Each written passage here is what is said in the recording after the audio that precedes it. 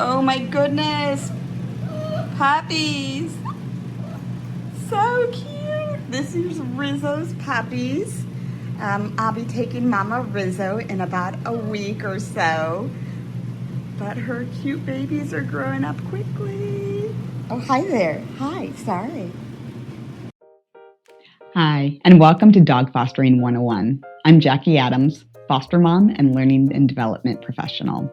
This podcast is for anyone who's new to fostering, thinking about saying yes for the first time, or navigating those early days and looking for practical tips, because fostering changes lives at both ends of the leash. Hi and welcome. So today we have with us Melissa from Paws on the Pasture. Thank you so much for joining us. Thank you so much for having me, Jackie. I'm excited to be a part of this today. So I would love to pick your brain because even though I've told myself in the past I'm only going to have one foster dog at a time, there were two dogs that were unfortunately abandoned at our local humane society. So I took both Bonnie and Clyde. And then Maverick was an owner surrender who just got returned. And so I'm integrating him into our pack. And I have some ways that I am bringing the three of them together through slow introductions in order to keep everyone safe, doing a little bit of creating, rotating. But I would love to pick your brain, Melissa, considering your vast realm of experience with this. Yeah. What does that look like when you're bringing in multiple foster dogs into a household? Yeah, absolutely. I mean, kudos to you for signing up for more and opening your home. I think that's fantastic. I think slow and steady always wins the race in this space, and we just watch the dog's language, their body language and their energy before we make any rash decisions. So starting with one-on-one introductions, that's what we do with Paws on the Pasture. Anytime we have a new dog for the day, one of my personal dogs is actually our temperament tester, Sherman. Mm-hmm. He's a 90-pound bully, and I call him a 90-pound baby. But he's our temperament tester because he makes himself really small. He usually gets on his back and presents his belly, which is a very submissive sign. So he's letting those dogs feel comfortable and get to know him. And then we can watch their reaction. So we always start 2 humans, 2 dogs, if possible, if you've got another person around, or one is totally fine too. But we just kind of start that way and do those introductions, 2 people, 2 dogs. Have that super submissive dog approach the other one and just kind of watch the other dog's body language. Okay. We're going to look for signs of stress, fear. How is our tail position? How are our ears? Are our hackles raised? Are we really uncomfortable? Dogs will generally tell you how they're feeling if we're kind of watching some of those signals. If they're telling you it's too much, walk away. Kind of separate those dogs and then come back at a later date. We can also do what we call little flybys on a leash, just kind of cruising them past so they can see each other and make eye contact without actually meeting.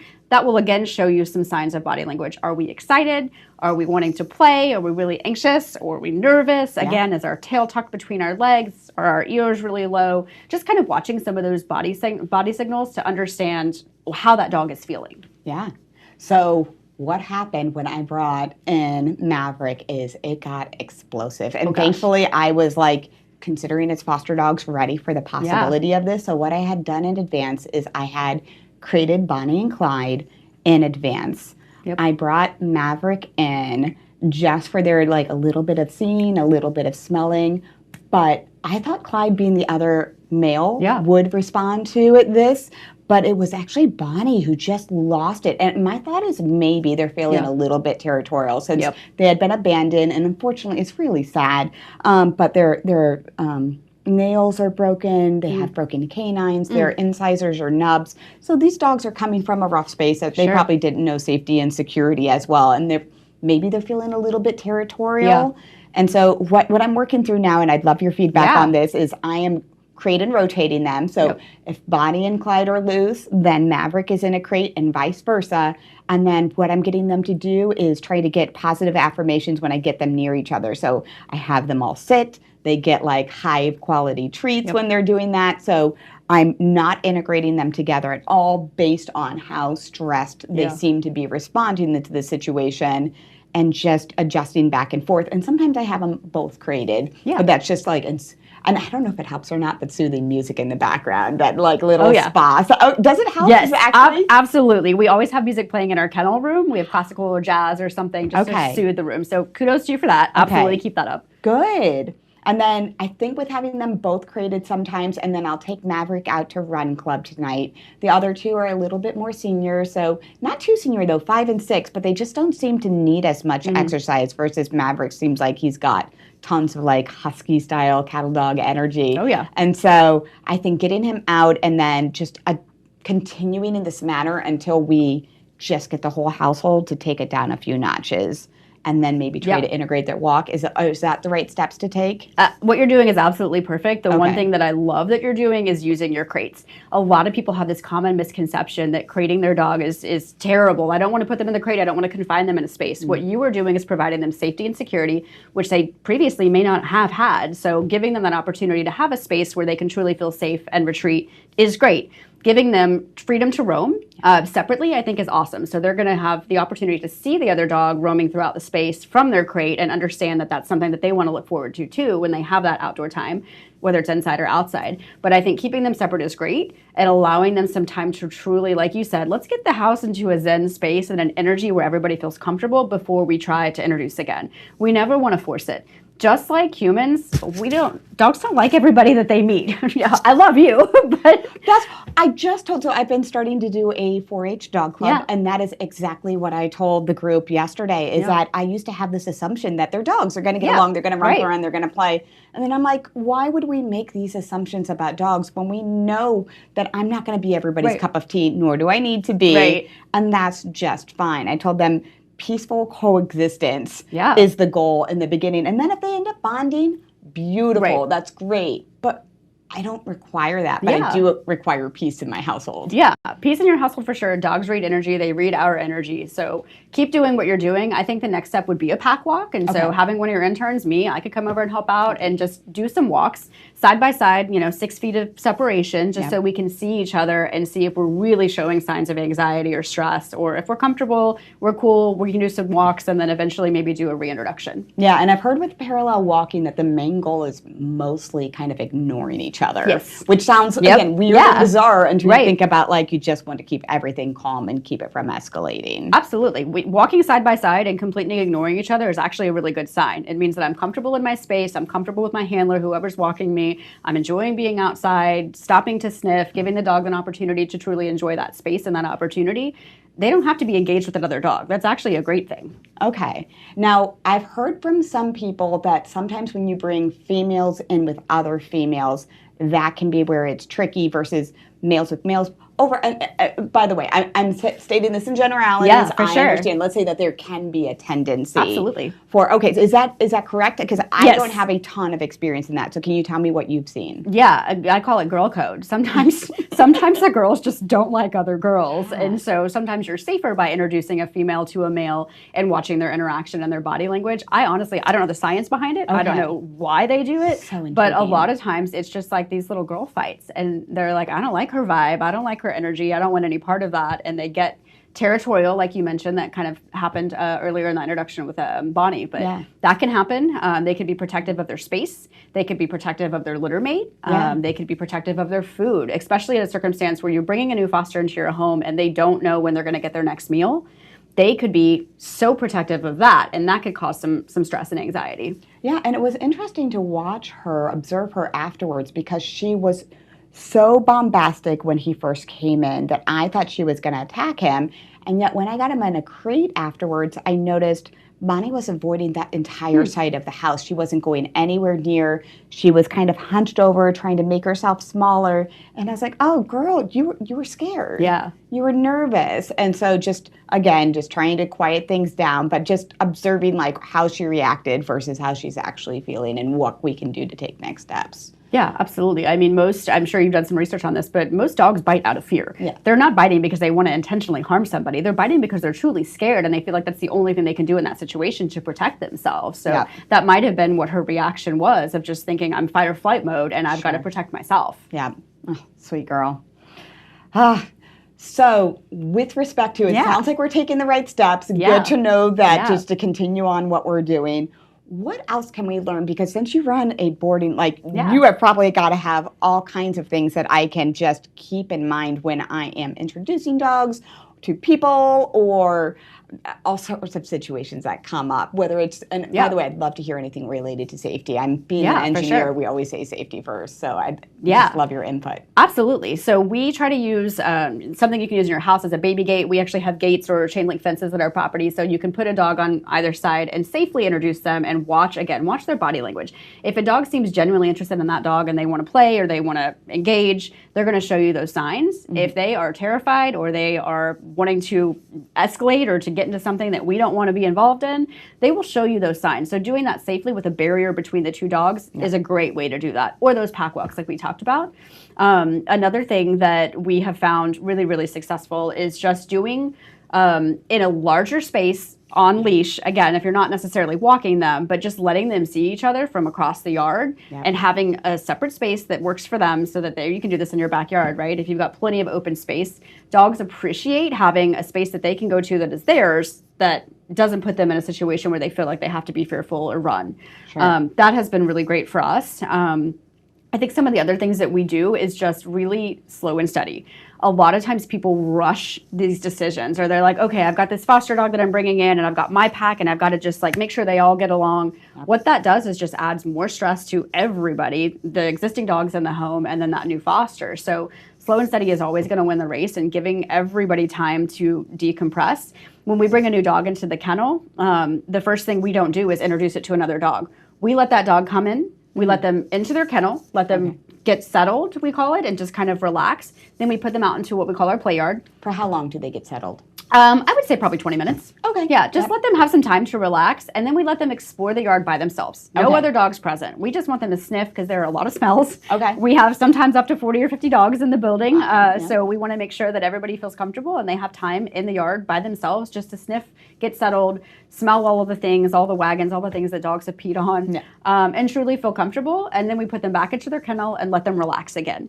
That relaxation time is so key. I think what a lot of other facilities do is that dogs are just out in playgroup all day, every day. Dogs truly need that time to relax, to decompress, and to settle.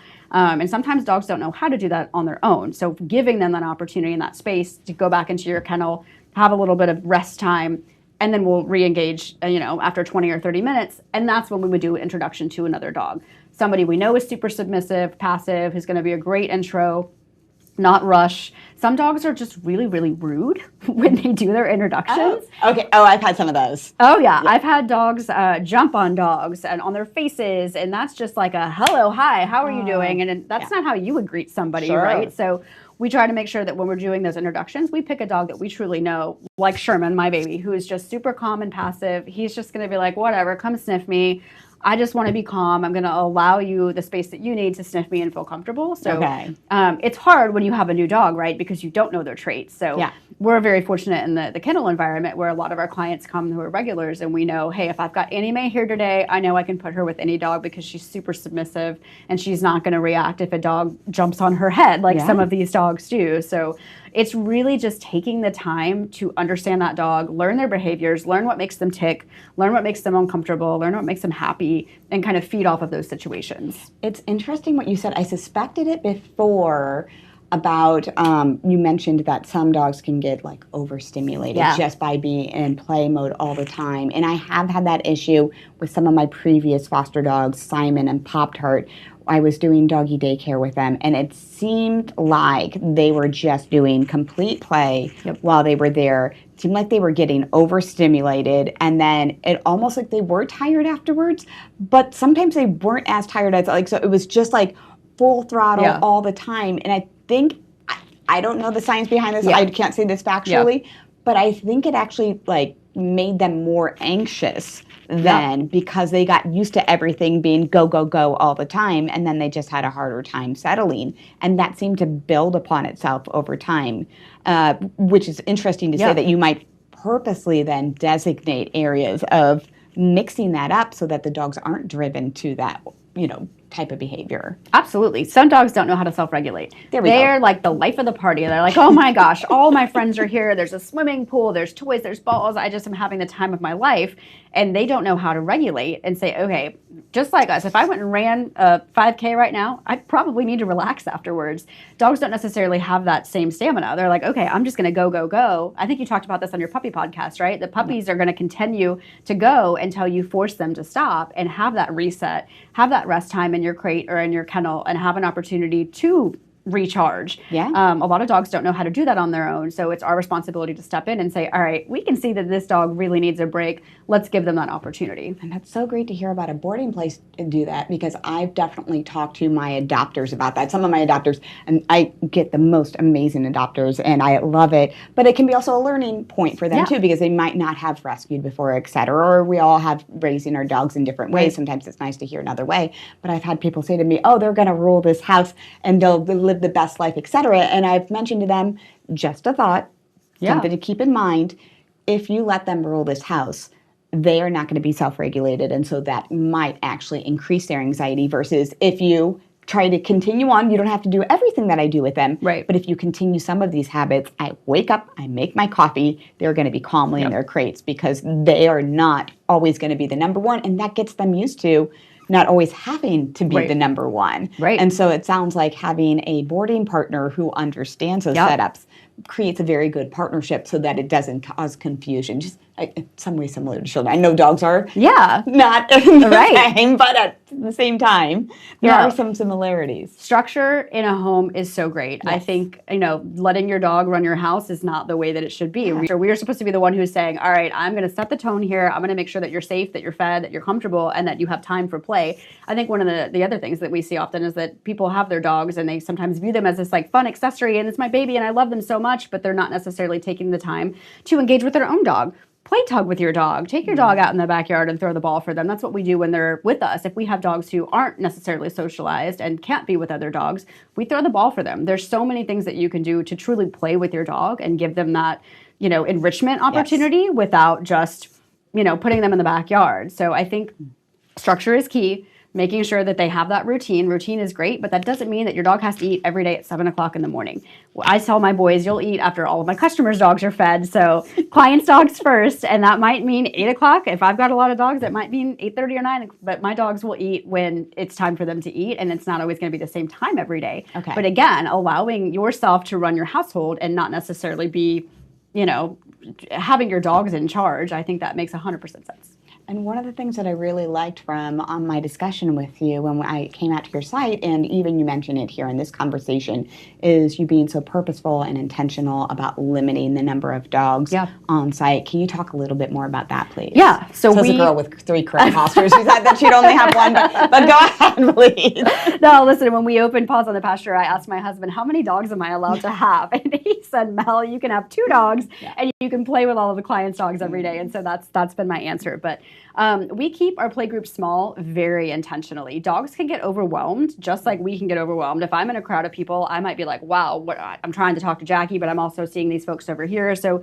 dogs are the same way. And again, like we talked about, they don't like every dog that they meet. So why would I want to put a dog with 5 other dogs that he may or may not enjoy? That's not going to be enrichment for him. That's going to cause him some more stress. So we find dogs who we know truly get along, that enjoy play with one another, that have the same energy, the same temperament, and put them in that space together. It could be a one-on-one interaction.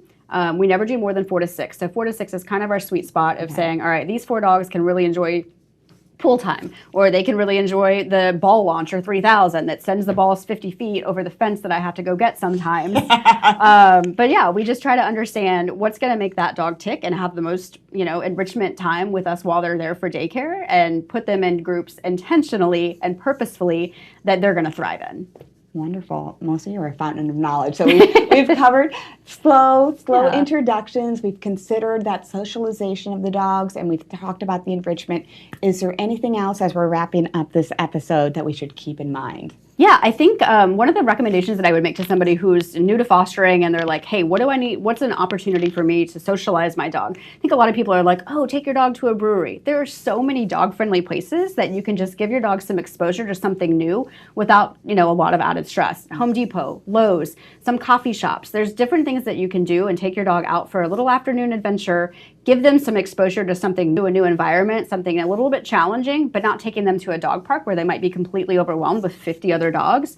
So I would just, recommend that if you're somebody who's new to fostering and you're like, I've got this awesome dog, I want to give them some socialization. What's a great way to do that? Just take them to Lowe's. Oh, Lowe's is a total pro tip because especially I love going in there I wake up early, but 6 o'clock in the morning when it's not crowded and the employees are going to be there. And what I love is employees have gotten used to me walking around with a little adopt me. And so they're very encouraging. They always want to pet and give treats, but it's not too much. Yeah. Whereas some brewery environments can be a little bit much for a dog when I'm just testing them out. So it's been really good, and it's also been really exciting to have the employees ask about the ones that got adopted and to have them come along on this fostering journey. So it kind of creates a team community environment. So I love that. Great tip. Yeah, for sure.